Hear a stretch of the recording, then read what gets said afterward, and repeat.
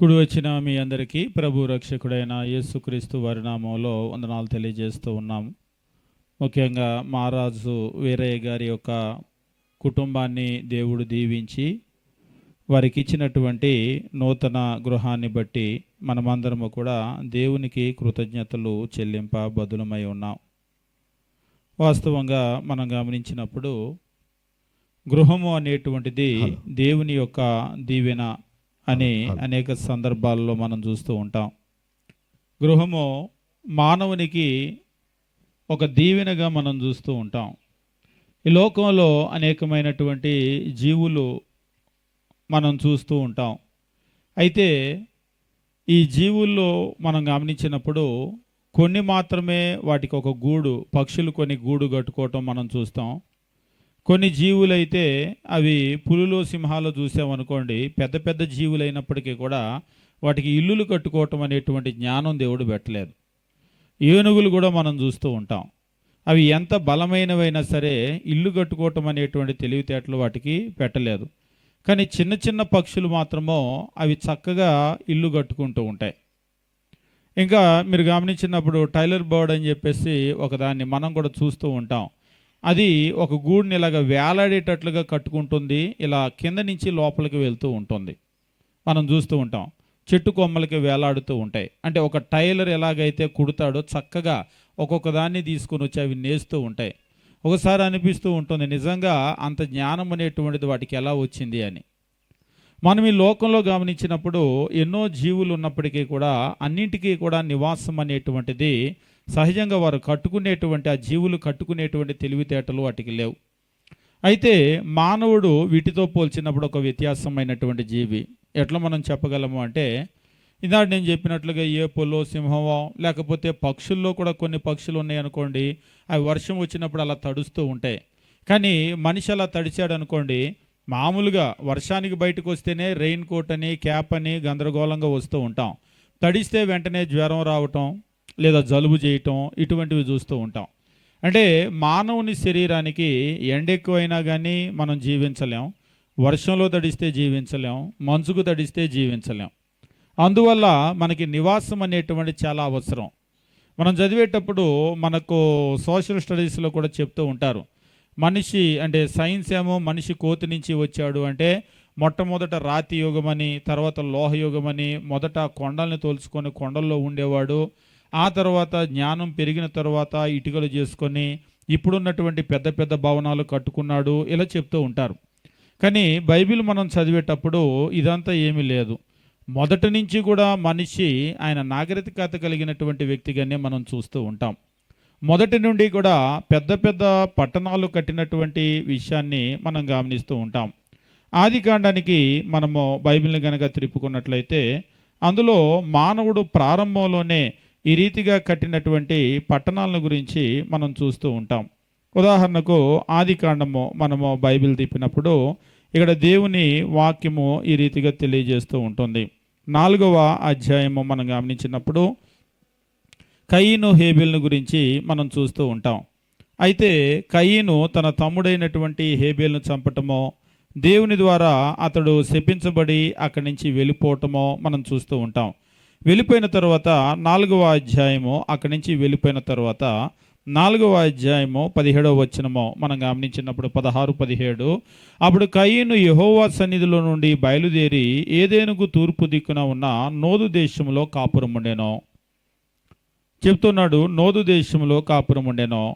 కయీను తన భార్యను కూడినప్పుడు ఆమె గర్భవతి హనోకును కనెను. అప్పుడు అతడు ఒక ఊరు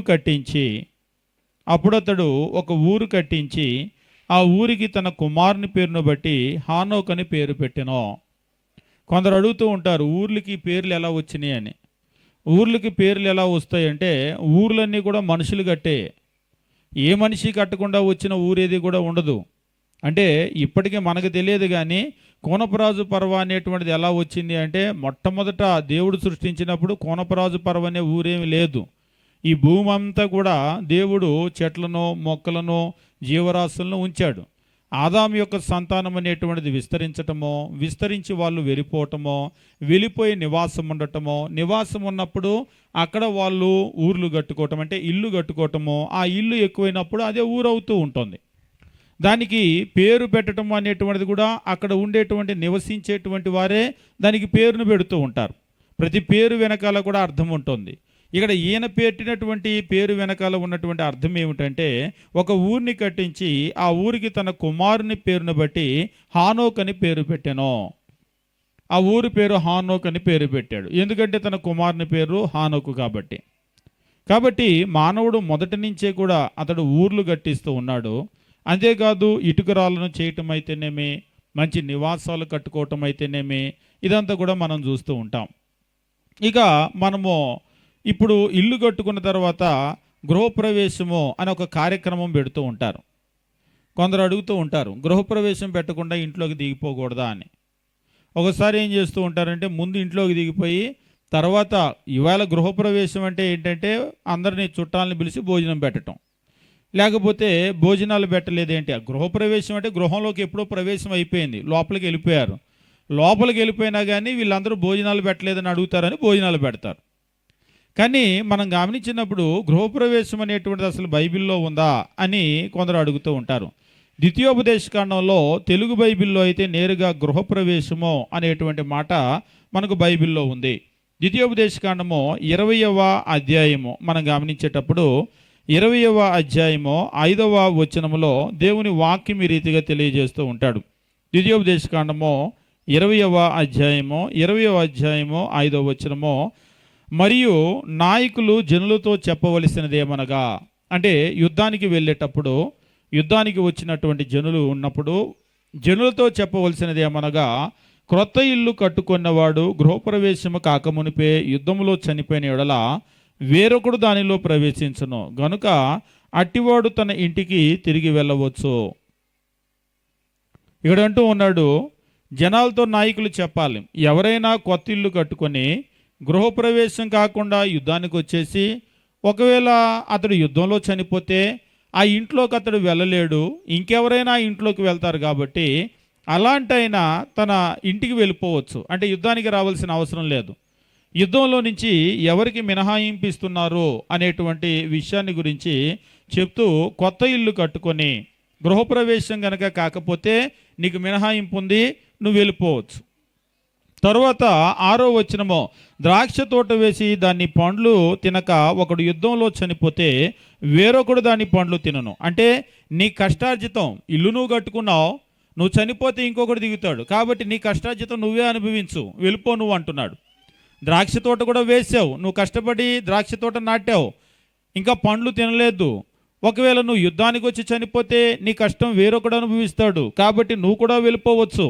7వ వచనం, ఒకడు స్త్రీని ప్రదానము చేసుకొని ఆమెను ఇంకా పరిగ్రహింపక మునిపే యుద్ధంలో చనిపోయిన ఎడల వేరొకడు ఆమెను పరిగ్రహించును గనుక అట్టివాడు తన ఇంటికి వెళ్ళవచ్చు. ఒకవేళ స్త్రీని కూడా ఇక్కడ చెప్తున్నాడు, ప్రదానం చేసుకున్నాడు కానీ ఇంకా పరిగ్రహింపక మునుపు అని చెప్పేసి అంటున్నాడు. అంటే ఇంకా మ్యారేజ్ కాలేదు, వివాహం కాలేదు, ఎంగేజ్మెంట్ అయిపోయింది. ఎంగేజ్మెంట్ అయిపోయి యుద్ధానికి వచ్చి మధ్యలో నువ్వు చనిపోతే ఆమెను వివాహం చేసుకోలేవు, మరొకడు వచ్చి వివాహం చేసుకుంటాడు, కాబట్టి నువ్వు కూడా వెళ్ళిపోవచ్చు అని చెప్పేసి అంటూ ఉంటాడు. ఇక కింది వచనాలు చూసినప్పుడు ఇదంతా యుద్ధానికి ఎవరు రావచ్చు ఎవరు రాకూడదు అన్నటువంటి భాష కదా ఉంది అంటే అవును నిజమే. కానీ ఇందులో మనం గమనించేటువంటి ఒక పాయింట్ ఏమిటి అంటే 5వ వచనము, ఒకడు క్రొత్తగా ఇల్లు కట్టుకున్నవాడు గృహప్రవేశము కాక మునిపే యుద్ధంలో చనిపోతే అని అంటున్నాడు. అంటే గృహప్రవేశాలు వాళ్ళకు కూడా ఉన్నాయంటే, తెలుగులో మీరు కనుక గమనించినట్లయితే, ఇంగ్లీష్లో గమనించినప్పుడు, then the officer shall speak to the people saying, what man is there who has build a new house and has not dedicated it dedication అని అంటూ ఉంటాడు. డెడికేషన్ అంటే వాస్తవంగా ఇప్పుడు కూడా హౌస్ డెడికేషన్ అని అంటూ ఉంటారు. దాన్ని మనకి తెలుగులో అయితే గృహ ప్రవేశము అన్నాడు. అవును, ప్రవేశము డెడికేషను ఒకటి కాదు కదా అంటాడు ఒక ఆయన. అవును నిజమే, ప్రవేశం అంటే ఎంట్రీ, కానీ డెడికేషన్ అంటే సమర్పించుకోవటం, ప్రతిష్ఠించుకోవటం. లిటరల్ మీనింగ్ కనుక మీరు చూసినట్లయితే దాని కొరకు ప్రత్యేకపరచటం. ప్రతిష్ఠించడం అంటే కూడా ప్రత్యేకపరచటం. ఇప్పుడు ఒక ఇల్లు కట్టారు. ఇప్పుడు ఈ ఇల్లు ఉంది. ఇక్కడ ఈ పై ఫ్లోర్లో ఇక్కడ ఒక పెద్ద గది ఉంది. ఈ గదిలోకి వెళ్తే ఇప్పుడు మీకు కొత్తది కాబట్టి అంతా ఖాళీగా కనబడుతుంది. ఇప్పుడు గృహప్రవేశం అయిపోయింది అనుకోండి, ఇంట్లోకి మనుషులు వచ్చారు. వస్తే పొయ్యి ఎక్కడ పెట్టాలి అనే ఆలోచన వచ్చింది. సరే పొయ్యి ఆ మూల పెట్టుకుందాం, అక్కడ ఒక టేబుల్ వేసి. సరే వంట సామాన్ ఎక్కడ పెట్టాలి, వంట సామాన్ ఇటు పెట్టుకుందామో. మంచం ఎక్కడ వేసుకోవాలి, మంచం ఇటు వేసుకుందామో. అంటే ఈ వీటి కొరకు ఇక మీదట వంట అంటే పొయ్యి ఆ మూల, దానికి ప్రత్యేకపరిచారు. వంట సామాన్ ఈ మూల, లేదంటే పడుకోవటం ఈ మూల అని దేని కొరకు దాన్ని ప్రత్యేకంగా. మీరు కొత్తగా కట్టిన ఇళ్ళలోకి వెళ్ళి చూడండి, ఖాళీగా ఉంటుంది. మనుషులు ఎప్పుడైతే వస్తారో దాని కొరకు ఏం చేసుకుంటారంటే దాన్ని ప్రత్యేకపరుస్తూ ఉంటారు. దాన్నే ప్రతిష్ఠించటమో, లేకపోతే మనకి ఇక్కడ ఇంగ్లీష్లో డెడికేషన్ అని చెప్పేసాను అన్నాడు. అంటే మనుషులు వచ్చిన తరువాత నివాసం ఉండేటప్పుడు జరిగేటువంటి పని అన్నమాట అదంతా కూడా.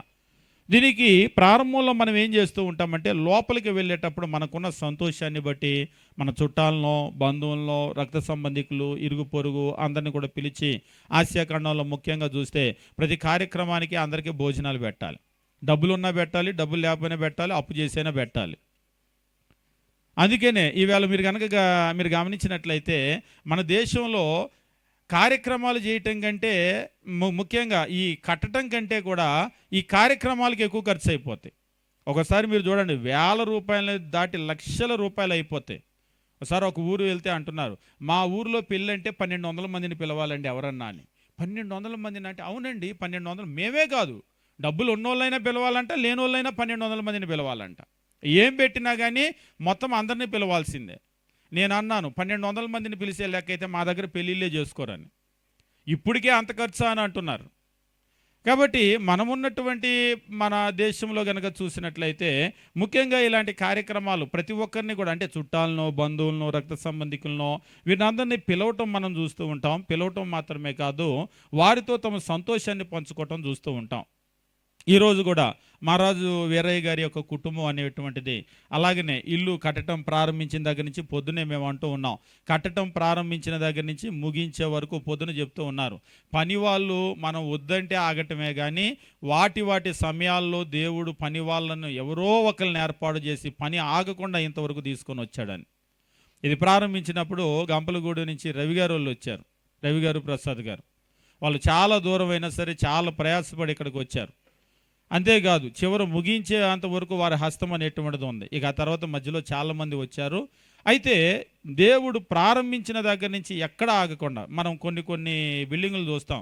వచ్చేటప్పుడు రాబర్ట్ గారు కూడా ఒక వెల్లటూరు వచ్చేటప్పుడు దారిలో చెప్తూ ఉన్నారు, ఇక్కడ దారిలో ఒక పెద్ద చర్చి బిల్డింగ్ కట్టడం మొదలుపెట్టారు, కానీ పూర్తి చేయలేదు, చాలా కాలం అయిందని. మేము వచ్చేటప్పుడు ఆ టర్నింగ్లో చూసుకుంటూ వచ్చాం, పెద్ద చర్చి బిల్డింగ్. వచ్చేటప్పుడల్లా రాబర్ట్ గారికి నా సంబంధం లేదు, అది నాకు సంబంధం లేదు, కానీ రోడ్డు మీద వెళ్ళేటప్పుడల్లా చెప్పుకోవటం. చూడండి ఎట్లా ఉందో. అది ఎవరు కట్టడం మొదలు పెట్టారో, ఎవరు కట్టారో, చాలా పెద్దది, ఇప్పటికి ఎన్ని లక్షలు ఖర్చు పెట్టారో, కోట్ల రూపాయలు అయినాయో, కానీ అలా పని జరగకుండా, అంటే పని ముగియకుండా అలా ఇన్కంప్లీటెడ్గా ఉండేసరికి ఇలాగ మాట్లాడుకోవటం.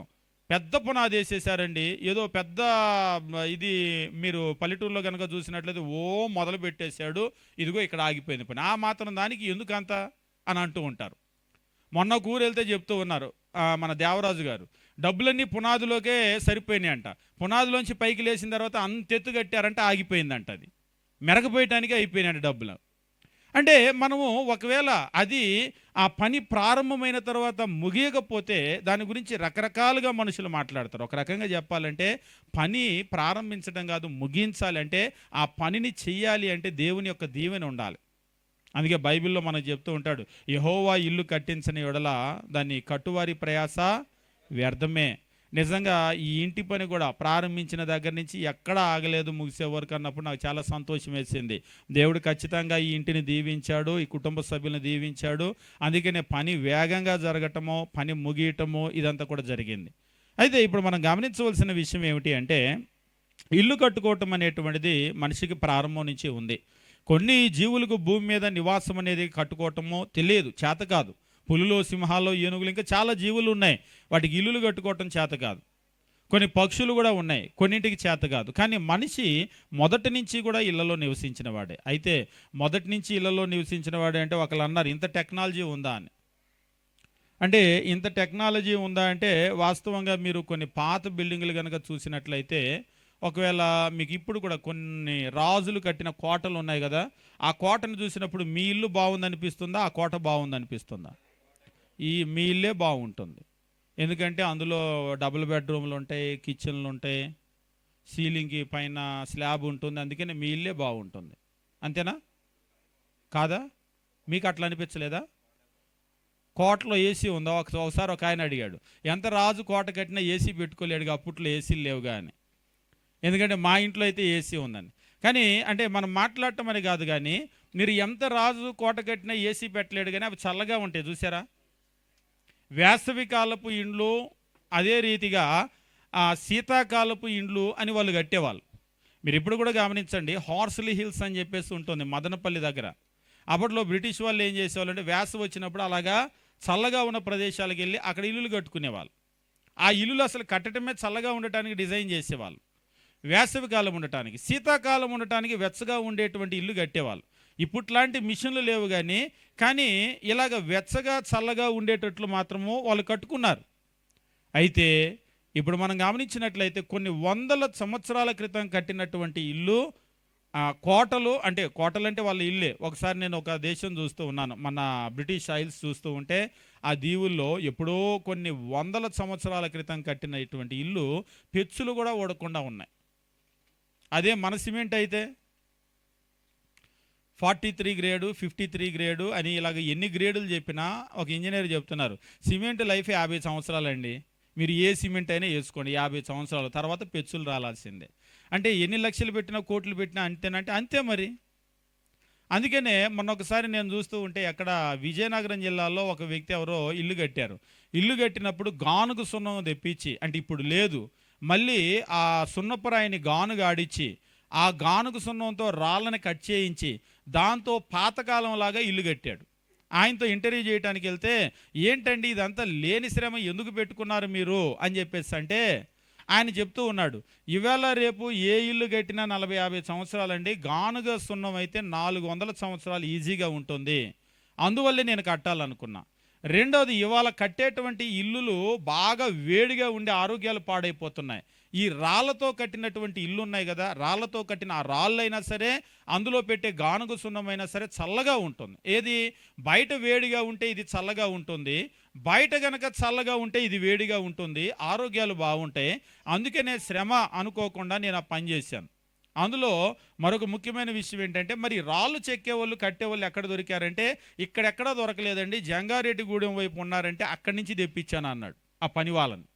అంటే ఈవేళ రేపు అసలు కట్టాలంటే కూడా అటువంటి పని వాళ్ళు లేరు. అంటే మనం ఏం గమనిస్తూ ఉన్నామంటే, ఒక ఇల్లు కట్టడము అని చెప్పేసి అంటే మనిషి ఈ యొక్క టెక్నాలజీ అనేటువంటిది నేర్చుకొని ఇవాళేదో అద్భుతమైన బిల్డింగ్లు కడుతున్నామని అనుకుంటున్నాడు, కానీ ఎంత అద్భుతమైన బిల్డింగ్లని ముందుకు వెళ్ళినా కానీ వెనకటి బిల్డింగులతో పోటీ పడేటువంటి వాటిని మనం కట్టడం లేదు. అంటే మనిషి మొదటి నుంచి కూడా నివాసాలు కట్టుకోవటం అనేటువంటిది నేర్చుకున్నాడు. అయితే నేర్చుకున్నటువంటి మనిషి ఈ నివాసాలు అసలు ఎందుకు ఉపయోగించాలి, ఎలా ఉపయోగిస్తే దీవెనకరంగా ఉంటుంది? మీరు పాత నిబంధన గ్రంథంలో కూడా చూసేటప్పుడు వారు యూదుల యొక్క ఇల్లు ఎట్లా ఉండేవి, లేదా క్రొత్త నిబంధన మీరు గమనించేటప్పుడు కూడా బేసికల్గా చూసినట్లయితే క్రొత్త నిబంధన కూడా వాళ్ళు యూదులే క్రైస్తవ మతంలోకి వచ్చారు. క్రైస్తవ్యంలోనికి వచ్చినప్పుడు వారి యొక్క ఇండ్లు ఎట్లా ఉండేవి అనేటువంటి దాన్ని మనం గమనించినప్పుడు, ఉదాహరణకు మత్తయి సువార్త 10వ అధ్యాయము మనం గమనించినప్పుడు దేవుని వాక్యం ఈ రీతిగా తెలియజేస్తూ ఉంటాడు. మత్తయి సువార్త 10వ అధ్యాయము 12-13 వచనాలు ఇందాక చదివి ఉంటారు. 12-13 వచనాలు మనం గమనించినప్పుడు ఇక్కడ క్రీస్తు ప్రభు 11వ వచనం నుంచి మనం చూసినట్లయితే, మరియు మీరు ఏ పట్టణంలోనైనా గ్రామంలోనైనా ప్రవేశించినప్పుడు, క్రీస్తు ప్రభు వాళ్ళని పంపిస్తున్నాడు. ఎందుకు పంపించాడు వాళ్ళని? ఏ ఊర్లో టిఫిన్లు బాగుంటాయి, ఏ ఊర్లో భోజనాలు బాగుంటాయి. కొంతమంది సేవకులు ఉంటారు, ఏదన్నా ఊరు సేవకు వచ్చారనుకోండి, మీ ఊర్లో ఏం బాగుంటుంది అని అడుగుతారు. మా ఊర్లో కాజాలు బాగుంటాయండి, మడత కాజాలు అంటే ఎక్కడో 10 అయితే వెళ్దాం, మీటింగ్ ఇంకా టైం ఉంది కదా. నిజంగానే వెళ్ళటమే కాదు, వెళ్ళి తింటమే కాదు, ఇంటికి మళ్ళీ ఒక బాక్స్ తెచ్చుకుంటూ ఉంటారు. పలానా ఊరు వెళ్ళాం కదా, అక్కడ కాజాలు ఫేమస్ అంట, కాకినాడ కాజాలు, లేకపోతే ఇంకా రకరకాల ఫేమస్ ఉన్నాయి, ఒకటనే ఉంది, అలాగే వెళ్తూ ఉంటారు. ఇప్పుడు క్రీస్తు ప్రభు కూడా వీళ్ళని పంపిస్తూ ఉన్నాడు. ఎందుకు పంపించాడు? సేవ అంటే ఏ సేవ? సువార్త సేవ. అంటే చాలా రకాల సేవలు ఉన్నాయి. ఇక్కడ మనం గమనించినప్పుడు దేవుని వాక్యం ఈ రీతిగా చెప్తూ ఉంటాడు 5వ వచనం నుంచి. యేసు ఆ 12 మందిని పంపుచూ వారిని చూచి వారికి ఆజ్ఞాపించినది ఏమనగా, మీరు అన్యజనుల దారిలోనికి వెళ్ళకుడి, సమరయుల ఏ మా పట్టణంలోనైనా ప్రవేశింపకుడి, ఇజ్రాయేలు వంశంలో నశించిన గొర్రెల యొద్దకే వెళ్ళుడి. అంటే వీళ్ళు ఏ ఊర్లు వెళ్ళాలి? ఇజ్రాయేలీలు ఉన్నటువంటి వాళ్ళ ఊర్లకే వెళ్ళాలి. వెళ్ళుచు పరలోక రాజ్యము సమీపించి ఉన్నదని ప్రకటించుడి, రోగుల్ని స్వస్థపరచుడి, చనిపోయిన వారిని లేపుడి, కుష్ఠరోగుల్ని శుద్ధులుగా చేయుడి, దయ్యములను వెళ్ళగొట్టుడి, ఉచితముగా పొందితిరి ఉచితముగానే ఇయుడి. అయితే ప్రయాణానికి పంపించేటప్పుడు ఈరోజు ఉదయాన్నే అందరూ కోనపరాజు పర్వం మీరు బయలుదేరబట్టే వచ్చారు. బయలుదేరకుండా వచ్చిన వాళ్ళు ఎవరైనా ఉన్నారా? ప్రయాణం చేసే వచ్చారు. ప్రయాణం చేయకుండా వచ్చిన వాళ్ళు ఎవరైనా ఉన్నారా? మీ ప్రయాణానికి ఎంత ఖర్చు అయింది? ఉదయ్ కుమార్ గారు కొన్నటువంటి టాటా మ్యాజిక్ గురించి మాట్లాడుకుంటూ ఉన్నాం. కాకినాడ నుంచి బయలుదేరితే అమలాపురం దగ్గరకు వచ్చేసరికి ఏదో ఊరు చెప్తున్నారు, 2 కేజీల సిఎన్జి గ్యాస్ ఖర్చు అయిందని. వెంటనే లెక్కలేసాం. 2 కేజీల సిఎన్జి గ్యాస్ అంటే ఎంత ఖర్చు అవుతుంది? ఒక 10-15 మంది ఎక్కితే ఎంత ఖర్చు అవుతుంది? 1 కిలోమీటర్కి ఒక మనిషికి ఎంత పడుతుంది? లెక్కలేస్తాం కదా. కనీసం ఎంత కాదన్నా కానీ పెట్రోల్ కాకపోయినా, డీజిల్ కాకపోయినా, సిఎన్జికి తక్కువైనా కానీ జీరో అయితే కాదుగా, ఉచితంగా లేదుగా. ఇప్పుడు లేడీస్ కనుక ఉచిత సర్వీస్ ఇచ్చినట్టు ప్రభుత్వాలు ఆర్టీసీ బస్సుల్లో ఉచితం అనేటువంటిది లేదుగా ఆ రోజుల్లో. ముఖ్యంగా ప్రయాణానికి వాళ్ళు వెళ్ళాలి అంటే ఖచ్చితంగా వాళ్ళ దగ్గర ఖర్చులకి వాళ్ళకి ధనం ఉండాల్సింది. అంటే ధనం అంటే ఆ రోజుల్లో ఉన్న కరెన్సీ, వెండి కానీ బంగారం కానీ వగైరా తీసుకొని సువార్త ప్రకటించడానికి వెళ్ళాలి. కానీ క్రీస్తు ప్రభు ఏం చెప్పాడంటే 9వ వచనమో, మీ సంచుల్లో బంగారము, వెండి, రాగి, ప్రయాణము కొరకు జాలే, 2 అంగీలు, చెప్పులు, చేతికర్ర సిద్ధపరచుకొనుడి. ఏమేం సిద్ధపరచుకోవాలట? కొనకుడినా? కొనుడి కాదా? మరి ఇవాళ మనం ఊరు వెళ్ళాలంటే మనం ఎట్లా చేస్తూ ఉంటాం? మీటింగ్కి మనం వెళ్ళాలనుకోండి, బట్టలు పెట్టుకోవాలి, ఇక్కడ చెప్పినట్లుగా వెండి బంగారం అంటే డబ్బులు పెట్టుకోవాలి, అంటే డబ్బులు కాకపోయినా ఏటీఎం కార్డులు, క్రెడిట్ కార్డులు పెట్టుకోవాలి. ఇప్పుడు అవి లేవులే కానీ అంత ఫోన్ పెట్టుకోవాలి, ఫోన్ మర్చిపోతే డబ్బులు మర్చిపోయినట్టే, అంత డిజిటల్ మనీ కాబట్టి ఇవన్నీ కూడా ఉంచుకోవాలి. అది కనుక లేదు అంటే ఇంటి దగ్గర నుంచి ఆటో కూడా ఎక్కి కదలనటువంటి పరిస్థితి. కాబట్టి ఖచ్చితంగా ఈరోజు మనకు ధనం కావాలి. కానీ ఆ రోజు క్రీస్తు ప్రభు చెప్తున్నాడు, మీ సంచుల్లో బంగారమునైనా, వెండినైనా, రాగినైనా, ఇవంతా కూడా కరెన్సీ అనమాట, ఆ రోజుల్లో ఉన్న కరెన్సీ. ప్రయాణం కొరకు జాలినైనా, జాలి అంటే ఈరోజు మనకు ఉండేటువంటి బ్యాగ్ ఉంటుంది కదా, అలా బ్యాగ్ అనమాట. 2 అంగీలనైనా, అంటే మరి 4-5 జతల బట్టలు అప్పట్లో ఉండవులే. అంగీలు అంటే చాలా ఖరీదు, చాలా ఎక్స్పెన్సివ్, చాలా వాల్యుబుల్ అవి. కాబట్టి ఒకటి ఇప్పితే ఇంకోటి ఉంటేనే చాలా ఎక్కువది. 2 అంగీలనైనా, చెప్పులనైనా, చేతికర్రనైనా సిద్ధపరచుకొనకుడి. మరి ఏం తిని ఏం తాగుతారు? ఇవాళ చేతిలో రూపాయి పెట్టకుండా చెన్నై వెళ్ళి మీటింగ్లో వాక్యం చెప్పిరమ్మన్నారు అనుకోండి, మనల్ని ఎట్లా బయలుదేరి ఎట్లా వెళ్తాం? మళ్ళీ చెన్నై వెళ్ళి అనకుండా, ఒకసారి మేము చెన్నైలో చదువుకునేటప్పుడు ఒక పాట ఉంటుంది, తనువు నాదిదిగో గైకొనే మీ దేవ, పురుషోత్తమ చౌదరి గారు రాసినటువంటి పాట. ఆయన గురించి చదువుతూ ఉంటే ఆయన చెన్నై నుంచి నడుచుకుంటూ శ్రీకాకుళం జిల్లా వరకు సువార్త ప్రకటించుకుంటూ వెళ్ళాడట, నడుచుకుంటూ. అది చూసినప్పుడు మనమైతే రైలుకి డబ్బులు లేకపోతే ఆగిపోదు. ఏంటి వెళ్ళలేదు సువార్త మనకంటే, ఎక్కడ డబ్బులు లేవు కదా, ఛార్జీ డబ్బులు లేవు కదా, ఆగిపోయాం అని కూడా చెప్తాం మనం. కానీ ఆయన నిజంగా ఒకప్పుడు వాళ్ళు చేసినటువంటి పరిస్థితులు చూస్తూ ఉంటే వాళ్ళు ఎంత కష్టపడి చేశారు. ఆ రోజుల్లో కూడా అపోస్తులు కూడా నడిచి వెళ్ళవలసినటువంటి పరిస్థితే. అయితే నడిచి అయితే వెళ్తారు కానీ మరి భోజనము, ఖర్చులు, పరిస్థితి ఏమిటిదంతా? ఒకవేళ సత్రాలు ఉన్నాయి, సత్రాల్లోకి వెళ్తే కూడా ధనం చెల్లించాలి కదా. మనము మంచి సమరేని కథలో చదువుతూ ఉంటాం. ఆ మంచి సమరేయుడు దెబ్బలతో పడి ఉన్నటువంటి ఆ మనిషిని తీసుకొని వచ్చి సత్రంలో జాయిన్ చేసి, నేను రిటర్న్లో కడతాను అన్నాడా, లేకపోతే కొంత పే చేసి వెళ్ళాడా? పే చేసి వెళ్ళాడు. ఇంకా ఏమైనా నువ్వు ఖర్చు పెడితే, సెలవైతే నేను రిటర్న్లో, అంటే దీన్ని బట్టి మనకి ఏమర్థమవుతుందంటే సత్రాలకు కూడా డబ్బు చెల్లించాలి ఎంతో కొంత, అంతే కదా. కానీ క్రీస్తు ప్రభు ఏం చేస్తూ ఉన్నాడంటే, ఆయన మీ సంచుల్లో బంగారం వద్దు, వెండొద్దు, రాగొద్దు, ప్రయాణం కొరకు జాలి వద్దు, 2 అంగీలు వద్దు, చెప్పులు, చేతికర్ర ఏది కూడా వద్దు. మరి ఎట్లా అంటే 10వ వచనమో, పనివాడు తన ఆహారానికి పాత్రుడు కాదా. అంటే ఇంటిని గురించి మొదలుపెట్టి ఇవన్నీ చెప్తున్నారు. ఏంటి అంటే వాస్తవంగా మన ఇంటికిను ఇక్కడ సువార్త పనికి ఒక కనెక్షన్ ఉంది. దాని గురించి నేను మాట్లాడుతూ ఉన్నాను. వెండి, బంగారము, రాగే, లేకపోతే వాళ్ళ దగ్గర జాలే, చెప్పులు ఇవేమి కూడా లేకుండా కర్ర, వాళ్ళు బయలుదేరితే మరి ఇవన్నీ లేకపోతే ఎలాగంటే పనివాడు తన ఆహారానికి పాత్రుడు కాడా. 11లో అంటున్నాడు, మీరు ఏ పట్టణంలోనైనా గ్రామంలోనైనా ప్రవేశించినప్పుడు అందులో ఎవడు యోగ్యుడో విచారణ చేసి అక్కడి నుంచి వెళ్ళు వరకు అతని ఇంటనే బస చేయుడి. పైన మీకు అర్థమై ఉంటుంది, అతని ఇంటనే బస చేయుడి. వీళ్ళ దగ్గర ఇవ్వటానికి ఏమీ లేదు, వెండి లేదు, బంగారం లేదు, రాగి లేదు. అంటే సేవకుడు వస్తే ఉచితంగా ఉంచుకోవాలన్నమాట అంటున్నాడు ఒక ఆయన. అది పాయింట్, క్యాచ్ చేశావు. సేవకులు వచ్చినప్పుడు ఏం అడగకూడదు వాళ్ళ దగ్గర, ఎందుకంటే వాళ్ళ దగ్గర ఏమి ఉండదు. అంటే ఇవాళ ఉండే సేవకులు లేరా అని అంటారు. ఉండే సేవకులు ఉన్నారు, కానీ వాస్తవంగా క్రీస్తు ప్రభు సువార్త పని కొరకు వాళ్ళని పంపినప్పుడు ఏమీ ఇవ్వలేదు. వాళ్ళని కూడా మీ ఇంటికి వెళ్ళి మీకున్నది సర్దుకొని తీసుకెళ్ళమని కూడా అనలేదు. మీరు ఏమీ లేకుండా బయలుదేరి వెళ్ళండి. వెళ్ళి ఏ పట్టణంలోనైనా గ్రామంలోనైనా ప్రవేశించేటప్పుడు అందులో ఎవడు యోగ్యుడో విచారణ చేయండి. ఎవడు యోగ్యుడు, మీరు ఆంగ్లంలో కనుక గమనించినట్లయితే inquire who in it is worthy. ఆ పట్టణంలో ఎవడు వర్తినో అంటే యోగ్యుడో అతన్ని మీరు విచారించండి. అంటే యోగ్యుడు అంటే బాగా డబ్బులు ఉన్న మనిషి అని కాదు. ఒకసారి బాగా డబ్బులు ఉన్న వాళ్ళు ఏమి పెట్టరు, మంచినీళ్ళు తాగి వెళ్తారా అని కూడా అడగరు. ఒకసారి డబ్బులు ఉన్నటువంటి వాళ్ళు. మేము చదువుకునేటప్పుడు మాతో పాటు ఉండేటువంటి ఒక సహోదరుడు చెప్పేవాడు, నెల్లూరులో పలానా ఆయన తెలుసా అని అన్నాడు. తెలుసు, బాగా డబ్బులు ఉన్నాయన కదా అని అంటే, ఆయన మా మాయనమామ అన్నాడు. ఊరుకో అంటే, వాళ్ళది ఏ ఊరో తెలుసా అన్నాడు. వాళ్ళది ఏ ఊరో తెలుసా అంటే, ఆయన ఏ ఊరో తెలియదు, నెల్లూరు అని నాకు తెలుసు. ఆ తర్వాత ఏ ఊరో తెలుసా పక్కన ఆయన అడిగితే, వాళ్ళ ఊరు వీళ్ళ ఊరు ఒకటే, మా ఊరు నుంచే వెళ్ళాడు, మా అమ్మ వాళ్ళ అన్నయ్య ఆయన అన్నాడు. అదేంటి ఆయన మీ మేనమామ అంటే, ఆ మేనమామని ఇంక నువ్వు ముందుకెళ్ళబాకు, వాళ్ళ ఇంటికి నేను ఎప్పుడు వెళ్ళలేదు అన్నాడు. అదేంటంటే మా అమ్మ చెప్పింది ఎప్పుడు అక్కడికి వెళ్ళొద్దు అని. అంటే మంచినీళ్ళు కూడా ఎవరో ఇచ్చే మనసు లేదు వీళ్ళకే కదా, ఎవరికి ఎవరు. కొంతమంది పరిస్థితి ఎట్లా ఉంటుందంటే ఎవరికి ఏమీ చేయని పరిస్థితి. మనం అంటాం కదా, ఎంగిల్ చేతితో కాకిని కూడా ఇష్టని తోలరని. ఇలా దోలితే 4 మెతుకులు ఎగిరి అవతల పడితే అది తింటుందేమో అని ఎంగిల్ చేతితో కాకిని తోలరు, పిల్లికి బిచ్చం పెట్టరు అని అంటూ ఉంటారు మనకి. నిజంగా ఇక్కడ యోగ్యుడు అనేటువంటి మాటకు ఎవరు డబ్బున్న వాళ్ళని కాదు, ఎవరు దేవుని పేరట వచ్చినటువంటి వాళ్ళను చేర్చుకునేటువంటి మనస్సు ఉన్నటువంటి వాళ్ళు.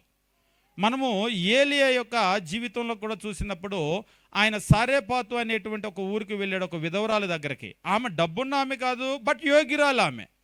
ఎట్లా యోగ్యురాలు అంటే ఆమె దగ్గర ఏమీ లేని పరిస్థితిలో కూడా, సావటానికి సిద్ధంగా ఉన్న పరిస్థితిలో కూడా ఒక దైవజనుడిని చేర్చుకొని ఆయన్ని పోషించింది, కరువు అయిపోయే వరకు పోషించింది యోగ్యురాలు. అటువంటి యోగ్యతను గురించి ఇక్కడ మాట్లాడుతున్నాడు. మీరు ఏ గ్రామంలోనైనా ప్రవేశించినప్పుడు అందులో ఎవడు యోగ్యుడో విచారణ చేసి అక్కడ నుండి వెళ్ళు వరకు అతని ఇంటనే బస చేయుడి. మరొక రకంగా చెప్పాలంటే ఆయన ఇంటిలో బస చేయండి అంటే వాళ్ళు ఒప్పుకుంటేనా ఒప్పుకోపోతేనా? మీరు ఒప్పుకున్నా ఒప్పుకోపోయినా మీకు కుదరదండి అంటే, దేవుడు చెప్పాడు ఈ ఊర్లో మీరే యోగ్యులంట, నువ్వు ఒప్పుకున్నా ఒప్పుకోపోయినా కుదరదు, నేను ఇక్కడే ఉంటాను, లోపలే రానిపోతే వరండాలో పడుకుంటానంటే. కొంతమంది సేవలు అలా బలవంతం చేసేవాళ్ళు ఉన్నారు. నిజంగానే మీరు ఒప్పుకున్నా ఒప్పుకోపోయినా కుదరదు, మీరు ఇవ్వాల్సిందే అంటారు. కానీ అలాగే బలవంతం కాదు, వాళ్ళు ఎవరైతే వాళ్ళ ఇంటిలోనికి ఆహ్వానిస్తారో అక్కడే మీరు ఉండండి. దీని అర్థం ఏమిటంటే పాత నిబంధన కాలం నుంచి కూడా యూదులు తమ ఇల్లులను దైవజనుల కొరకు ఉపయోగించేవాళ్ళు. వారు వచ్చినప్పుడు వాళ్ళ దగ్గర ఏమీ ఆశించకుండా వారికి వసతిని ఇచ్చేవాళ్ళు, భోజనం పెట్టేవాళ్ళు. నిజంగా ఈవేళ అలాంటి వాళ్ళు కనుక ఉంటే హోటల్ ఖర్చులు చాలా మిగిలిపోతాయి సేవకులకి. ఏ ఊరు వెళ్ళినా కానీ అక్కడెక్కడ ఉండాలి, వెంటనే అక్కడెక్కడ ఉండాలి. అదేంటి అక్కడ ఎవరు లేరా, మీటింగ్ పిలిచారుగా అంటే, మీటింగ్ అయితే పిలిచారు కానీ ఇంటికి ఎవరు పిలవలేదుగా. ఇవాళ చాలామంది చూడండి, వాళ్ళు ముందే చెప్తారు, బ్రదర్ మేము పిలుద్దాం అనుకున్నాం కానీ మా ఇల్లు చాలా చిన్నదండి అని అంటూ ఉంటారు. చిన్నింట్లో మీరు పడుకోవాలా, ఏదో ఒక మూలన వీళ్ళు పడుకుంటారు వస్తే. పోనీ కొంతమంది ఒకవేళ వస్తువులు ఎదురు చూసే వాళ్ళు ఉంటారు, మీరు చెప్పే మాట వాళ్ళకి మ్యాచ్ అవుతుందేమో, అసలు ఏ వస్తువు లేకుండా మేము కిందైనా పడుకుంటామనే వాళ్ళు ఉంటారు. కాబట్టి ధారాళంగా ఆహ్వానించవచ్చు. మీరు గమనించినప్పుడు నిజంగా సారేపాతు విధవరాలు ఏలియాని ఆహ్వానించేటప్పుడు, అయ్యా నీ అంత దైవజనుడు, మరి మేమైతే కింద పడుకోవటమే, ఎందుకంటే ఆమె పరిస్థితి చూస్తేనే అర్థమవుతుంది, మా దగ్గర తినటానికి ఏమీ లేదు, మరి నువ్వు మాతో పాటు ఉన్న తినాల్సింది, అంతే కదా, నువ్వు వెళ్ళి చికెన్ వండి పెట్టు, మటన్ వండి పెట్టు అంటే అవదు కదా. కొంతమంది ముందే భయపడతారు, సేవకులను పిలిస్తే ఖచ్చితంగా నాన్ వెజే పెట్టాలని. సేవకులను పిలిస్తే నాన్ వెజే పెట్టాలని లేదు. ఒకవేళ మీరు కూరగాయలు పెట్టేటువంటి స్తోమత అయితే ధారాళంగా కూరగాయలే పెట్టవచ్చు, ఇబ్బంది ఏమి లేదు. అంటే కొందరు అనుకుంటారు మీటింగ్ అంటే సేవకుడు అంటే నాన్ వెజే పెట్టాలి, మ్యాండటరీనేమో అని. మ్యాండటరీ అయితే కాదు, ఈరోజు అట్లా పెడుతూ ఉన్నారు, కానీ వాళ్ళకి ఏది ఉందో ఉన్నదానిలో పెట్టటమే. సారేపాతు విధవరాలు పిలిచింది ఏముందో ఉన్నదే పెట్టింది. ఒకవేళ వాళ్ళకి ఏది ఉంటే అదే వాళ్ళు పెడతారు. మొదటి నుంచి కూడా మనం గమనించినప్పుడు దైవజనులు ఆయా ఊర్లకి వెళ్ళి సువార్త ప్రకటించడం అనేది ఎలా జరిగేదంటే, ఇలా ఆదరించేటువంటి కుటుంబాలు ఉండబట్టి. ఒకసారి కొంతమంది అంటూ ఉంటారు, మాకు ఇల్లు లేదు, కానీ ఒకవేళ ఉంటే మిమ్మల్ని మా ఇంటికి పిలవాలని ఉంది అంటే. ఒకసారి ఒక వ్యక్తి అంటున్నాడు, సింగిల్ రూమ్ హౌస్ అంటే ఆయన భార్య ఇద్దరు పిల్లులు ఒకే గది అద్దెకి తీసుకొని ఆ ఇంట్లో ఉంటున్నారు. ఆయనకి పిలవాలని కోరిక ఉంది, సేవకులను మా ఇంటికి పిలవాలని కోరిక ఉంది, మా ఇంటికి సేవకులు వస్తే మాకు దీవెన, కానీ మా ఇంట్లో ఒకే ఒక గది ఉంది అని చెప్పేసి అన్నాడు. పర్వాలేదు, ఒకే ఒక గది అంటే మేము ఉండాలి అని ఏమీ లేదు, ఆయన కనీసం అక్కడికి పిలిచి భోజనం పెట్టాలని ఆయన కోరిక. అయితే ఆయన పిలిచాడు, పర్లేదు మేము వచ్చి మీ ఇంటికి వస్తాము, వచ్చి మేము అక్కడ భోజనం చేసాం. భోజనం చేసినప్పుడు ఇంటికి వెళ్తే చాలా చిన్న ఇల్లు, నిజంగా ఆ ఇంట్లో వాళ్ళు అంత చిన్న ఇల్లు అయినా ఆయన మనసు చాలా పెద్దది, సేవకుడిని పిలవాలన్న కోరిక ఉంది అని. ఒక్కొక్కరికి ఇల్లు చాలా పెద్దది కానీ మనసు చాలా చిన్నది. కానీ ఇక్కడ మనం గమనించేటప్పుడు దేవుడు వారికి ఇచ్చినటువంటి ఇంటిని దైవజనుల కొరకు ఉపయోగించేవాళ్ళు, దేవుని పని జరిగించడం కొరకు ఉపయోగించేవాళ్ళు. అలా ఉపయోగించేటువంటి పరిస్థితి ఉండేది కాబట్టే, అలా ఉపయోగించేటువంటి పరిస్థితి ఉంది కాబట్టే అక్కడ సువార్త పరిచర్య అనేటువంటిది జరిగింది. క్రొత్త నిబంధనలో కూడా ఇందాక మైకేల్ గారు చెప్పారు, పరిశుద్ధులు వాళ్ళ ఇళ్లలో ప్రార్థనలు చేసుకునేవాళ్ళు. వాళ్ళ ప్రార్థనలు మాత్రమే కాదు, అనేక మంది వచ్చి కూడుకునేటువంటి ప్రార్థనలు జరిగించేవాళ్ళు. ఇందాక మనం గమనించినటువంటి అపోస్తుల కార్యగ్రంథము మనం చూసినట్లయితే అక్కడ పరిశుద్ధులకు ఇవ్వబడినటువంటి ఇల్లు మార్కు అని చెప్పేసి అన్నారు కదా. అక్కడ మార్కు తల్లికి యెరూషలేములో ఒక పెద్ద ఇల్లు ఉంది. యెరూషలేం అంటేనే టౌన్లో ఇల్లు అంటే మామూలు విషయం కాదు. అది కూడా టౌన్లో 100 మంది పట్టే ఇల్లు అంటే చాలా పెద్ద ఇల్లు, వాళ్ళు చాలా డబ్బు ఉన్న వాళ్ళు అయి ఉండాలి, అంతే కదా. 100 మంది పట్టేటువంటి ఇల్లే అంటే ఎంత డబ్బు ఉంటే అంత ఇల్లు ఉంటుంది, ఖచ్చితంగా ఆస్తి పరులే. అయితే ఇది నేను షూర్ అని కాదు, కానీ మీరు ఒక చిన్న స్టడీ ఏదైనా చేసే ఇంట్రెస్ట్ ఉన్నటువంటి వాళ్ళైతే మీరు ఇంటికి వెళ్ళిన తర్వాత చేయండి. క్రీస్తు ప్రభు రెగ్యులర్గా ఒక చోటకి వెళ్ళి ఆయన ప్రార్థన చేసుకుంటూ ఉంటాడు. గెత్సెమనే తోట అని చెప్పేసి అంటూ ఉంటారు కదా. ఆ తోట కూడా వీళ్ళదే అనేటువంటి కొన్ని ఎవిడెన్స్లు ఉన్నాయి. ఒకవేళ మీకు ఎవరికైనా ఆసక్తి ఉంటే దాని గురించి చదవండి, లేకపోతే ఆ తోట ఎవరిదైతే ఏంటండి అన్నాడు ఒక ఆయన, వదిలేసేయండి. ఎవరిదైతే ఏంటి, వెళ్ళి ప్రార్థన చేసుకున్నాడు కదా. మొత్తానికి వీళ్ళైతే చాలా ఆస్తిపరులు అనేటువంటి విషయం అర్థమైంది. ఎందుకంటే యెరూషలేములో ఒక సొంత ఇల్లు, పెద్ద ఇల్లు ఉంది. సరే తోట సంగతి పక్కన పెట్టినా కానీ ఇల్లు అయితే పెద్ద ఇల్లు ఉంది. ఇప్పుడు ఇంత ఇల్లు ఉన్నటువంటి వాళ్ళు ఈ ఇంటిని దేని కొరకు ఉపయోగించారు అంటే, అపోస్తుల కార్యగ్రంథము 12వ అధ్యాయము మనం గమనించేటప్పుడు చెరసాల్లో నుంచి విడుదలైనటువంటి పేతురు వస్తూ 12వ వచనము, ఇట్లు ఆలోచించుకొని అతడు మార్కు అను మారు పేరు గల యోహాను తల్లి అయిన మరియ ఇంటికి వచ్చెనో, అక్కడ అనేకులు కూడి ప్రార్థన చేయుచుండిరి. అనేకులు కూడి ప్రార్థన చేస్తూ ఉన్నారు. ఎవరింట్లో? చర్చ్ బిల్డింగ్లో కాదు ఇది. ఈరోజు నిజంగా మనం గమనించవలసిన విషయం ఏంటంటే, ఈరోజు చర్చి బిల్డింగ్లలో ప్రార్థనలు జరుగుతున్నాయి, అందులో ఎలాంటి సందేహం కూడా లేదు, దాని మీద మనం ఏమి విమర్శించడానికి కూడా లేదు. మన ఇళ్లలో అనేక మంది కూడుకొని ప్రార్థనలు ఎప్పుడైనా జరుగుతాయా? ప్రైజ్ మీటింగ్ పెట్టలేదా అని అంటారు. అవును, నిజంగానే ప్రైజ్ మీటింగ్లు, అప్పుడప్పుడు థ్యాంక్స్ గివింగ్ మీటింగ్లు, ప్రైజ్ మీటింగ్లు ఇదంతా పెట్టారు, కానీ వాస్తవంగా ఇది ఒక థ్యాంక్స్ గివింగ్ మీటింగ్ కాదు. ఇక్కడ మనం గమనించినప్పుడు పేతురు చెరసాల్లో ఉన్నందున ఆయన విడుదల పొందాలి అని వీళ్ళందరూ కలిసి దేవునికి సమిష్టిగా ప్రార్థన చేస్తున్నారు. ఒక కంబైన్డ్ ప్రేయర్ ఇది. ఇవి మనకు ఎప్పుడైనా జరిగినాయా? స్థానిక సంఘంలో ఒక సమస్య ఉంది, ఒక ఇబ్బంది ఉంది, ఇందులో మనకి ఏదైనా సహాయం కావాలి అంటే మనము అందరం కూడా కూడుకొని ప్రార్థన చేసుకునే పరిస్థితులు ఉన్నాయా అంటే ఒకసారి ఒక ఆయన అన్నాడు, ఎందుకు ఇళ్ళలో పెట్టాలి, చర్చ్ బిల్డింగ్లో పెట్టుకోకూడదా, ఉంది కదా అని. ఉంది, చర్చ్ బిల్డింగ్లో పెట్టుకోవచ్చు. ఒకవేళ చర్చ్ బిల్డింగ్లు ఉన్నాయి పెట్టుకోవాలి అంటే పెట్టుకోవచ్చు. చిన్న చిన్న చర్చ్ బిల్డింగ్లు ఉన్నాయి. ఇప్పుడు నిజంగా కొన్ని చోట్ల ఎట్లా ఉంటుందంటే పరిస్థితి, చిన్న బిల్డింగు పట్టనటువంటి పరిస్థితులు కూడా ఉంటాయి. మీరు కావాలంటే చూడండి, అదే రోడ్డు మీద ఒక మీటింగ్ అంటే చాలామంది హాజరవుతూ ఉంటారు. ఇల్లు ఏమో చాలా చిన్నగా ఉంటూ ఉంటాయి. ఇక్కడ మీరు గమనించినట్లయితే ఈమెకున్నటువంటి అతి పెద్ద ఇంటిని, అంతమంది కూడుకునేటువంటి ఇంటిని ప్రార్థన కొరకు కేటాయించింది. ఎలాంటి పరిస్థితుల్లో ప్రార్థన కొరకు అంటే, అప్పుడు ప్రార్థన చేసుకునేటువంటి వాళ్ళని చంపుతున్నారు. నిజంగా ఈ ఇంట్లో ప్రార్థన జరుగుతుంది అంటే ఆమెకి థ్రెటనింగ్ ఉంది. అయినప్పటికీ కూడా నా ఇంటికి అందరూ రండి ప్రార్థన చేసుకోవటానికి అని అందరినీ ఆహ్వానించింది. ఇది ఇప్పటి నుంచే కాదు, మీరు పాత నిబంధన కాలం నుంచి చూసినట్లయితే యూదులకు ఉన్నటువంటి ఒక వాడుక ఏమిటంటే, వాళ్ళకు దేవుడిచ్చినటువంటి ఆ ఇంటిని దైవజనుల కొరకు ఉపయోగించేవారు, దేవుని కార్యాల కొరకు ఉపయోగించారు. క్రొత్త నిబంధనలో కూడా వీళ్ళు క్రైస్తవ్యంలోనికి వచ్చిన తర్వాత అలాగనే వాళ్ళ ఇల్లులను ప్రార్థన కొరకు, దైవజనుల కొరకు ఉపయోగించారు. క్రీస్తు ప్రభు కూడా అందుకనే ధైర్యంగా చెప్పాడు ఆయన, మీరు వెండి కానీ, బంగారం కానీ, రాగి కానీ, జాలి కానీ, చెప్పులు కానీ, కర్ర కానీ మీరు ఏది తీసుకొని వెళ్ళాల్సిన అవసరం లేదు. మీరు వెళ్ళేటప్పుడు అంటే సువార్తలోకి వచ్చినప్పుడు నేను ఎట్లా బ్రతకాలండి అని అడుగుతారు. అసలు నీకేం అవసరం లేదు సువార్తలో. మీరు నమ్ముతారో నమ్మరో కానీ మేము రోజు నాన్ వెజ్ తింటాం. సేవకులను అడిగితే తెలిసిద్ది. ఒకసారి ఒక ప్రైవేట్ ఉద్యోగస్తుడు అంటున్నాడు, మేము నెలకి అంటే ఆయన తన జీతంలో చెప్తూ ఉన్నాడు, వారం వారం చికెన్ తెచ్చుకోం బ్రదర్ మేము అన్నాడు. అంటే చికెన్ గురించినటువంటి డిస్కషన్ వచ్చి, వారం వారం తెచ్చుకోమండి సరిపోదు మాకు, పిల్లలు అడుగుతూ ఉంటారు కానీ వారం విడిచి వారం 2 వారాలకు ఒకసారి తెచ్చుకుంటారట. అంటే నెలకి 2 సార్లు తెచ్చుకుంటారట. ఎందుకొరకు అని చెప్పేసి అంటే, మా బడ్జెట్ సరిపోదు, మాకు వచ్చేటువంటి ఆదాయం తక్కువగా ఉంటుంది, పిల్లలైతే అడుగుతూ ఉంటారు కానీ తెచ్చుకోలేము మేము అని. అయితే నేను చెప్పాను, మేము రోజు చికెన్ తింటామని.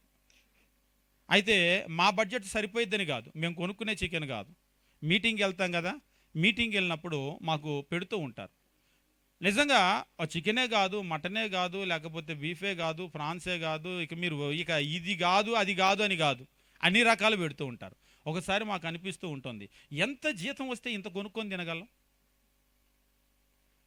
మీరు నమ్ముతారో నమ్మరో, రోజుకి 1000 రూపాయలు ఎగిరిపోతాయి అవి కనుక కొనుక్కొని తినాలంటే. 30 రోజులు తినాలంటే, అంటే 30 రోజులు పెడతారంటే వెళ్తే 30 రోజులు పెడతారు, 30,000 ఎగిరిపోతే వాటికే. అంటే నిజంగా ఇక్కడ సేవ అనేటువంటిది నేను ఎంతో ఉంటేనే చేయగలననేటువంటిది కాదు. అటువంటి యోగ్యులైనటువంటి వాళ్ళు ఉన్నారు కాబట్టే ఆ రోజు సేవ నడిచింది, ఈరోజు సేవ నడుస్తూ ఉంది. అటువంటి యోగ్యులైనటువంటి వాళ్ళు, అంటే యోగ్యులైన వాళ్ళు అంటే చికెను మటను పెట్టేవాళ్ళని అర్థం చేసుకుంటున్నారేమో, అది కాదు. చికెను మటనే కాదు, చేర్చుకునే వాళ్ళు అని నా అర్థం. అంటే కాంటెక్స్ట్ ఫ్లోలో చికెన్లు మటన్ల గురించి వెళ్తుంది కాబట్టి మనం చికెను మటను పెడితేనే యోగ్యులు అనుకోబాకండి. అంటే దైవజనులను చేర్చుకొని మనకి ఉన్నదానిలో ఏదైతే ఉంటుందో, సరేపాతు విధవరాలు ఆమెకు ఉన్నదే ఆమె పెట్టింది. అలాగనే మనకు ఏదైతే ఉంటుందో దాన్నే మనము దైవజనులకు, దేవుని పని చేయటానికి వచ్చిన వాళ్ళకు, మన ఇళ్లలో ప్రార్థనలు ఏర్పాటు చేసుకునే వాళ్లకు ఇచ్చినట్లయితే ఆ గృహాలు దీవెనకరంగా ఉంటాయి. మన బైబిల్లో గమనించేటప్పుడు నిజంగా గృహం అనేటువంటిది దేవుడిచ్చేటువంటి గొప్ప దీవెన. దేవుడిచ్చినటువంటి దీన్ని కనీసం మనం దేవునికి మనం ఉపయోగించాలి. నెలకు ఒకసారి ఒక ఆయన అన్నాడు, మేము సంవత్సరానికి ఒకసారి ఇంట్లో ప్రైజ్ మీటింగ్ పెడతామండి. మంచిది, మంచి ఆలోచన. సంవత్సరానికి ఒకసారి అంటే అట్లీస్ట్ నా ఇంట్లో ఒకసారి ప్రార్థన జరగాలి అన్న కోరిక. ఒక విషయం చెప్తా, బాధపడకండి. కొంతమంది బాప్తిసం పొంది 10 ఏళ్ళు 25 ఏళ్ళు అయింది, ఇంట్లో ఇంతవరకు ఒక్కసారి కూడా ప్రార్థన పెట్టుకొని ఎవరిని పిలవరు. వీళ్ళు రావటమే తప్ప, ఇంకా చెప్పాలంటే వీళ్ళ ఇంటి అడ్రస్ ఎక్కడో ఎవరికి తెలియదు. కొంతమంది పరిశుద్ధులు ఉంటారు, అంటే పిలిచినా పిలవకపోయినా వాళ్ళు కూడా పరిశుద్ధులే. వాళ్ళు ఎలాంటి పరిశుద్ధులు, ఎలాంటి విశ్వాసులు అంటే, వాళ్ళు ఆరాధనా కార్యక్రమానికి చర్చి బిల్డింగ్కి రావటమే తప్ప, వీళ్ళ ముఖం జనాలందరూ అక్కడ చూడటమే తప్ప, ఒకసారి పలానోళ్ళని గురించి మాట్లాడితే వాళ్ళ ఇల్లు తెలుసా అంటే ఎవ్వరికి తెలియదండి. వాళ్ళ ఇల్లు మాకే కాదు, చర్చిలో ఎవ్వరికి తెలియదని అంటున్నారు. అంటే వీళ్ళ ఇంటికి ఎవరో ఎప్పుడు పిలవలేదు, అసలు ఎవరిని పిలవలేదు. వీళ్ళు అసలు ఏ ఏరియాలో నుంచి వస్తారో కూడా తెలియదు. పలానా ఏరియాని ఎప్పుడో చెప్తే విన్నారంట, అంతే. అంటే ఎట్లా ఉంది పరిస్థితి అంటే, మరి ఎప్పుడైనా ప్రార్థన పెట్టారా అంటే, ఆయన అడిగితే మా ఇంట్లో మేము ప్రార్థన చేసుకుంటాం బ్రదర్, నేను సిస్టర్ అంటున్నాడు. ఇంట్లో ప్రార్థన చేసుకుంటారు, ఇంట్లో బైబిల్ ఉందని చెప్పలేదు ఇంకా. మా ఇంట్లో బైబిల్ కూడా ఉంది, పాటల పుస్తకం కూడా ఉందని. ఇంట్లో బైబిల్ ఉంటే, పాటల పుస్తకాలు ఉంటే ప్రార్థన చేసుకుంటారు. కానీ దేవుణ్ణి స్తుతించేటువంటి కూడికలు ఇక్కడ మనకు మార్కు తల్లి అయినటువంటి ఆమె ఇంట్లో, మరీ ఇంట్లో ఎట్లయితే జరిగిందో అటువంటి కూడికలు మనము జరిగించే మనసు, అంటే దేవుని కొరకు, దేవుని పని కొరకు ఇచ్చేటువంటి మనస్సు మనకు ఉండాలి. దేవుడిచ్చినటువంటి ఇల్లు దేవుని కొరకు ఉపయోగించే మనస్సు ఉండాలి. అలా ఉన్నప్పుడు మాత్రమే మనం దీవించబడతాం. అది పాత నిబంధన అయినా క్రొత్త నిబంధన అయినా ఇల్లు కట్టినప్పుడు యూదులు వాళ్ళు ఏం చేసేవాళ్ళంటే వాళ్ళ ఇంట్లో దేవుని పరిచర్యకు వచ్చేటువంటి దైవజనులకు ఎప్పుడు కూడా చోటు ఇచ్చేటువంటి వాళ్ళు. మనము 2 రాజుల గ్రంథము 4వ అధ్యాయము ఎలీషా యొక్క జీవితాన్ని కూడా గమనించేటప్పుడు ఎలీషా యొక్క జీవితంలో జరిగినటువంటి ఒక సంఘటన కూడా మనం చూస్తూ ఉంటాం. 8వ వచనం నుంచి ఇక్కడ కూడా మీరు ఏలియా టైం, అంటే ఎలీషాకి ముందు ఉన్నటువంటి ఏలియా టైం చూస్తే, ఏలియా టైంలో ఆహాజు, అక్కడ ఉన్నటువంటి ఆహబు, యెజెబెలు ప్రవక్తలందరినీ కూడా చంపేశారు. చంపేస్తే ఒకానొక టైంలో ఏలియా కూడా పారిపోయినటువంటి సందర్భం అన్నమాట. అంటే ఆ దేశంలో దైవజనులు లేకుండా నిర్మూలన చేయాలనేది వాళ్ళ కోరిక. ఆల్మోస్ట్ అసలు కనబడటం లేదు. మనకి ఏలియా ఒకసారి దేవుని దగ్గర అడిగినటువంటి ఒక చేసిన ప్రార్థన మన జ్ఞాపకం ఉండుంటుంది. యెహోవా కొరకు రోషం కలిగినటువంటి ప్రవక్తను నేను మాత్రమే మిగిలాను అని అంటాడు. ఇంకెవ్వడు లేడు దేశంలో చూసుకోని. అంటే వాస్తవంగా ఏంటంటే ఎవ్వరు కనబడలేదు ఆయనకి, కానీ బయలుకు మోకాల్లో ఉన్నటువంటి కొన్ని వేల మంది ఇంకా మిగిలి ఉన్నారు అక్కడ. 7,000 మంది ఉన్నారని అంటాడు. సరే, మొత్తానికైతే కనబడేటట్టు ఎవరు కూడా లేరు, నిర్మూలం అయిపోయారు. ఇప్పుడు నెక్స్ట్ ఏలియా మిషన్ వదిలిపెట్టేటప్పుడు ఏం చేశాడంటే ఎలీషాకు అప్పగించాడు. అతడు ఎంత యోగ్యుడంటే బైబిల్లో చెప్తూ ఉంటాడు. నిజంగా ఇలాంటి ఎలవేషను తెలుగు సినిమాలో హీరోకి కూడా ఇచ్చి ఉండరు. అప్పుడప్పుడు అనిపిస్తూ ఉంటుంది. తెలుగు సినిమాలో హీరో ఫస్ట్ కనబడేటప్పుడు ఎలా ఉంటుంది అంటే, మేము ఎవరూ తెలుగు సినిమాలు చూడం కదా అని అనొద్దు. అట్లీస్ట్ చిన్నప్పుడన్నా చూసి ఉంటారు కదా. మొట్టమొదట ఇంట్రడ్యూస్ చేసేటప్పుడు ఎట్లా ఉంటుంది, గ్రంథానికి గనక పరిచయ భాగం ఉన్నట్టు ఒక హైప్ క్రియేట్ చేస్తారు కదా. అట్లా గుద్దితే ఎవడో ఎగిరి పడుతుంటాడు. తీరా అటు ఎగిరి పడతాడు, ఇటు ఎగిరి పడతాడు. ఎవడరా అంటే అటు నుంచి ఒక ఆయన గుర్తు ఉంటాడు. అంటే ఏదో ఒక రకంగా ఉంటుంది కదా, ఆ హైప్ క్రియేట్ చేస్తారు కదా. అంటే నిజంగా నేను బైబిల్లో చదివేటప్పుడు ఎలీషాని గురించి చూసేటప్పుడు అటువంటి హైప్ క్రియేట్ చేసినటువంటి సీన్ ఒకటి ఉంది. జ్ఞాపకం ఉందా మీకు? ఎక్కడ కనబడతాడు ఎలీషా మొట్టమొదటిసారి? ఎలీషా ఎక్కడ కనబడతాడు? ఎక్కడ కనబడతాడంటే ఒక ఆయన అంటూ ఉన్నాడు, ఎక్కడ కనబడతాడంటే రాజుల గ్రంథంలో అని. రాజుల గ్రంథంలోనే కనబడతాడు. రాజుల గ్రంథంలో ఎక్కడ కనబడతాడు? రాజుల గ్రంథంలో కాకపోతే న్యాయాధిపతుల గ్రంథంలో కనబడతాడు, ఇంకో గ్రంథంలో కనబడతాడని అనలేదు కదా. ఎక్కడ కనబడతాడు? సీన్ ఎక్కడ? ఎలీషాని ఫస్ట్ శిష్యుడిగా అపాయింట్ చేసుకుంటాడు కదా అరకు దున్నుతున్నప్పుడు. దాని ముందు సీన్ మీకు జ్ఞాపకం ఉందా? బయలు ప్రవక్తలు, అషారాదేవి ప్రవక్తలు వీళ్ళందరినీ కూడా పిలిచి ఏలియా సవాలు విసిరి అక్కడే వాళ్ళందరినీ నరికేసిన తర్వాత చంపాలని చెప్పేసి అక్కడ యెజెబెలు శపథం చేసి, రేపి పాటికి నిన్ను వాళ్ళలో ఒకని వల్లే చేయకపోతే నాకెంత కీడైనా చేయనుగా, కానీ ఒట్టు పెట్టుకుంటే ఎందుకు దీంతో అని బెదిరి పారిపోతూ వెళ్ళిపోయేటువంటి సందర్భంలో ఇంకా నాకు చాలు, నా ప్రాణం తీసేసుకొని అడుగుతాడు దేవుడిని. ఇంత మట్టుకు చాలు, నా పితరుల కంటే నేను గొప్పవాడిని ఏం కాదు, నా ప్రాణం తీసేసుకో అని అడుగుతూ ఉంటాడు. ప్రాణం తీసేసుకో అని చెప్పేసి అడిగినప్పుడు, సరే నువ్వు వచ్చేద్దు కానీ నాకు ఇంకా కొంత పని ఉంది నీతోటి. నువ్వు వచ్చే ముందు చేయాల్సినటువంటి పని ఏమిటి అంటే, మొదటి రాజుల గ్రంథము 19వ అధ్యాయము అక్కడ దేవుని వాక్యం ఈ రీతిగా చెప్తూ ఉంటాడు. 19వ అధ్యాయము 15వ వచనము. అప్పుడు యెహోవా అతనికి సెలవిచ్చినది ఏమనగా, నీవు మరలి అరణ్య మార్గమున దమస్కుకు పోయి దానిలో ప్రవేశించి సిరియా దేశం మీద హజాయేలుకు పట్టాభిషేకం చేయి. ఇజ్రాయేలు వారి మీద నింషీ కుమారుడైన యెహూకు పట్టాభిషేకం చేయి. నీకు మారుగా ప్రవక్త ఎండుటకు అబెల్మెహోలా వాడైన షాపాతు కుమారుడైన ఎలీషాకు అభిషేకం చేయి. ఇదేమి ఏలియా సెలక్షన్ కాదు, దేవుడు చెప్పాడు ఎవరెవరిని చేయాలి అనేటువంటిది. నువ్వు ఇక్కడి నుంచి సిరియా దేశానికి వెళ్ళు, అక్కడ హజాయేల్ని పెట్టు. ఇజ్రాయేల్ దేశానికి వెళ్ళు, అక్కడ చెప్తున్నాడు నింషీ కుమారుడైన యెహూకు పట్టాభిషేకం చేయి. నీ తర్వాత ప్రవక్తగా ఉండటానికి నువ్వు ఎలీషాకి అభిషేకం చేయి. హజాయేల్ యొక్క ఖడ్గము తప్పించుకున్న వారిని యెహూ హతము చేయునో, యెహూ ఖడ్గము తప్పించుకున్న వారిని ఎలీషా హతము చేయునో అని చెప్పేసి అంటున్నాడు. అంటే నువ్వు వచ్చేద్దు కానీ నువ్వు వచ్చే ముందు నీ మిషన్ కంటిన్యూషన్ కొరకు ఎవరెవరిని అపాయింట్ చేయాలని చెప్పాడు. అప్పుడు అక్కడ చెప్పినటువంటి మాటే ఎలీషా. ఇక ఆ తర్వాత కింది వచ్చిన కనుక మనం గమనించినట్లయితే 19, ఏలియా అచ్చటి నుండి పోయిన తరువాత అతనికి షాపాతు కుమారుడైన ఎలీషా కనబడెను. అతడు తన ముందర ఉన్న 12 అరకల ఎడ్లు చేత దుక్కి దున్నించుచు 12 అరకల ఎడ్లు చేత దుక్కి దున్నించుచు 12వ అరక తాను తోలుచూ ఉండెను. ఎవరైనా ఒక జత ఎడ్లుతోటి దున్నుతూ ఉంటారు. 12 అరకల ఎడ్లు పెట్టి 12 అరక చివరిలో ఆయన ఉన్నాడు. 12 అరకలు నేను ఒక్కడే దున్నుతున్నాడు, ఒకదాని వెనకాల ఒకటి పెట్టి. అది అట్లా దున్నే ఆయన కావాలి. ఫస్ట్ చూడగానే చూడండి, మీరు కనుక గమనించినట్లయితే అప్పటికే ఇజ్రాయెల్ దేశంలో 3.5 సంవత్సరాల నుంచి వర్షం లేదు. వర్షం లేకపోతే మీకు తెలుసు కదా, భూమి మ్యాప్ లాగా బద్దలుగా బగిలి ఉంటుంది. అలాంటి భూమిని దున్నాలంటే ఎంత కష్టంగా ఉంటుంది. అలాంటి భూమిని ఈయన ఎద్దులు పెట్టి 12 అరకల ఎడ్లు చేత ఈయన ఒక్కడు దున్నుతూ ఉన్నటువంటి సీన్ నిజంగా అది చూసినప్పుడే అర్థమవుతుంది, ఈయన ఖచ్చితంగా దున్నగలడు. ఇజ్రాయేలు దేశాన్ని భూమి దున్నటం కాదు, ఇజ్రాయేలు దేశంలో దున్ని ఆత్మీయతను నాటగలిగినటువంటి శక్తి ఆయనకు ఉంది. అందుకనే మీరు గమనించండి, ఏలియా టైంలో దేశమంతా ప్రవక్తలు ఖాళీ అయిపోతే ఎలీషా వచ్చి బైబిల్ స్కూల్ పెట్టి, అంటే బైబిల్ స్కూల్ కాదు ప్రొఫెటిక్ స్కూల్స్ పెట్టి, ఒక ఆయన బైబిల్ స్కూల్ అనగానే బైబిల్ అప్పుడు లేదుగా అన్నాడు. ఈ పాయింట్లు బాగా పట్టుకుంటారు. బైబిల్ స్కూల్ కాదు, ప్రొఫెటిక్ స్కూల్, ప్రవక్తల స్కూల్ పెట్టి చాలా మందికి ట్రైనింగ్ ఇస్తూ ఉంటాడు. అక్కడే ఆ ప్రవక్తల శిష్యులు వచ్చాయా, నీ దగ్గర మాకు స్థలం చాలట్లేదు అంటే, అన్ని హౌస్ఫుల్ అయిపోయినాయి, ఇంకా అడ్మిషన్స్ లేవు, క్లోజ్ అన్నట్టుగా ఉందన్నమాట. కానీ అడ్మిషన్స్ ఇస్తూనే ఉన్నాడు.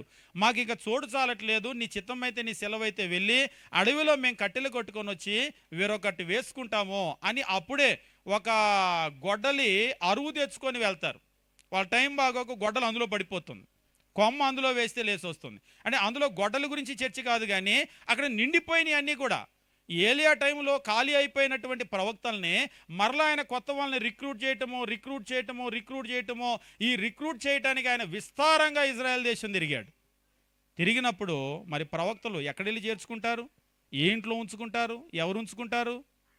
2 రాజుల గ్రంథము 4వ అధ్యాయం మనం గమనించేటప్పుడు దేవుని వాక్యం ఈ రీతిగా చెప్తూ ఉంటాడు. 4వ అధ్యాయం 8వ వచనం. ఒక దినమందు ఎలీషా శూన్యము పట్టణానికి పోగా అచ్చట గనురాలైన ఒక స్త్రీ భోజనమునకు రమ్మని అతన్ని పిలిచినందున అని ఉందా, బలవంతము చేసెను అని ఉందా? పిలవటానికి బలవంతం చేయటానికి తేడా ఏంటి? మా ఇంటికి భోజనానికి వస్తారా? లేదు సిస్టర్ వెళ్ళిపోవాలి, అయితే ఓకేనండి, మిమ్మల్ని ఇబ్బంది పెట్టాం. కొంతమంది ఉంటారు, ఖచ్చితంగా మీరు మా ఇంటికి రావాల్సిందే, మా ఇంట్లో ఏదో ఒకటి మీరు తీసుకోవాల్సిందే, లేదు భోజనం చేసామంటే కనీసం టీ అయినా తీసుకోవాల్సిందే, కాఫీ అయినా తీసుకోవాల్సిందే.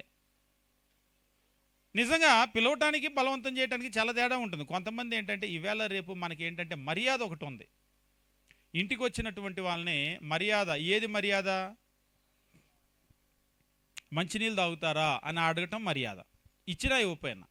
టీ తాగుతారా అని అడిగితే మర్యాద, భోజనం చేసి వచ్చారా అని అడిగితే మర్యాద, పెట్టినా పెట్టకపోయినా భోజనం చేసి వచ్చారా అని అడిగితే మర్యాద. కానీ ఇక్కడ అలాగా మర్యాద కొరకు అడిగింది కాదు, బలవంతము చేసెను గనుక, ఇక్కడ అంటూ ఉన్నాడు, బలవంతము చేసెను గనుక అతడు ఆ మార్గమున వచ్చినప్పుడల్లా ఆమె ఇంట భోజనము చేయొచ్చు వచ్చెను. గనుక ఆమె బలవంతం చేసింది కాబట్టి ఆయన వెళ్ళాడు. అదేంటండి, ఒక్కసారి పిలిచిన పాపానికి రోజు ఈ ఊరు వచ్చినప్పుడల్లా మా ఇంటికి వస్తున్నారు, ఇంకెవరు లేరా మీకు అని అందా ఆమె? అనలేదు. నిజంగా కొంతమంది ఉంటారు, వాళ్ళకి మీరు రావటమే మాకు సంతోషం, అదృష్టం అన్నట్లుగా భావిస్తూ ఉంటారు. వచ్చినప్పుడల్లా ఈయన రాలేదు, ఆమె బలవంతం చేసింది కాబట్టి ఈయన వచ్చాడు.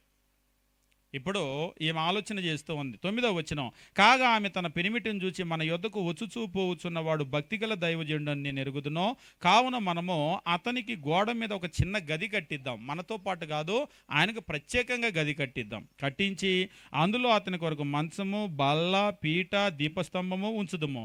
అతడు మన యొద్దకు వచ్చున్నప్పుడెల్లా అందులో బస చేయవచ్చునని చెప్పెను.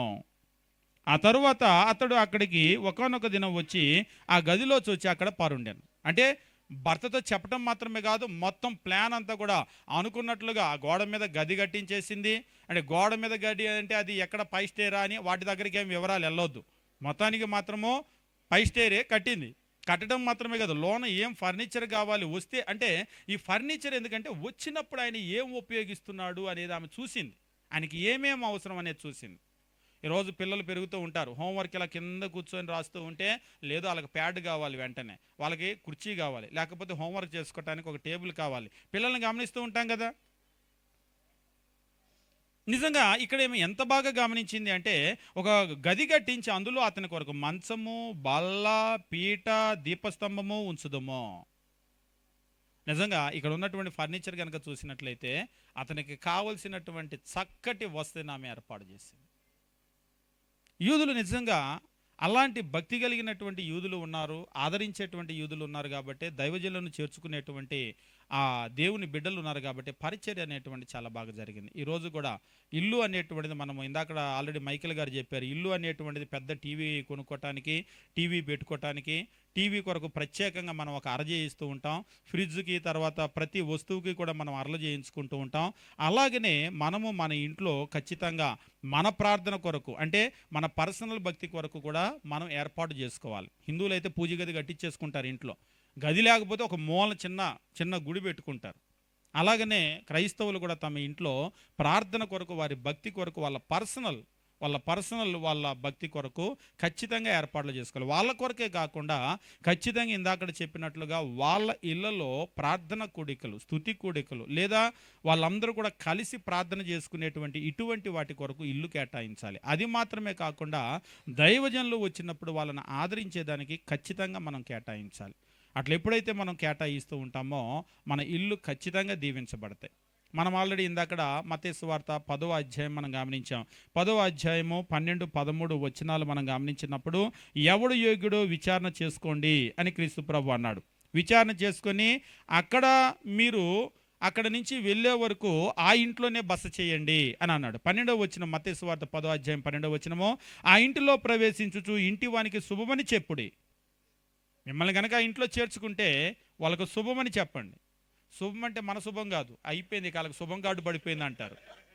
అంటే శుభం అంటే మనకి దియండి అని అర్థం, అంటే ముగిసిపోయింది వాళ్ళ కథని. ఇది ముగిసిపోయే కథ కాదు. శుభము అనేటువంటిది ఏమిటంటే గ్రీట్ ఇట్, అంటే వాళ్ళకి మేలు కలగాలి, క్షేమం కలగాలి అని చెప్పడం అనమాట.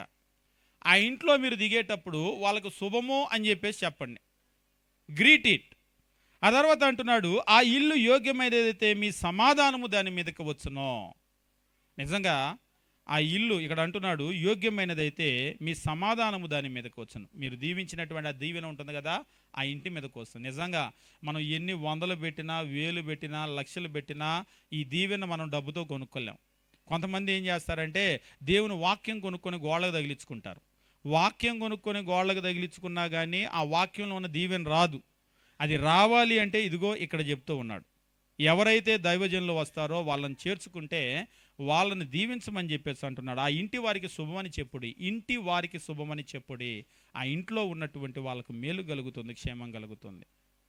నిజంగా ఈరోజు మనం గమనించినట్లయితే మన ఇల్లుల్లో ఇటువంటి కార్యక్రమాలు అనేటువంటివి అస్సలు లేవని మనం చెప్పం, కానీ ఇప్పటికి కూడా కొంతమంది ఉన్నారు, ఉండబట్టే ఇంకా కార్యక్రమాలు జరుగుతూ ఉన్నాయి.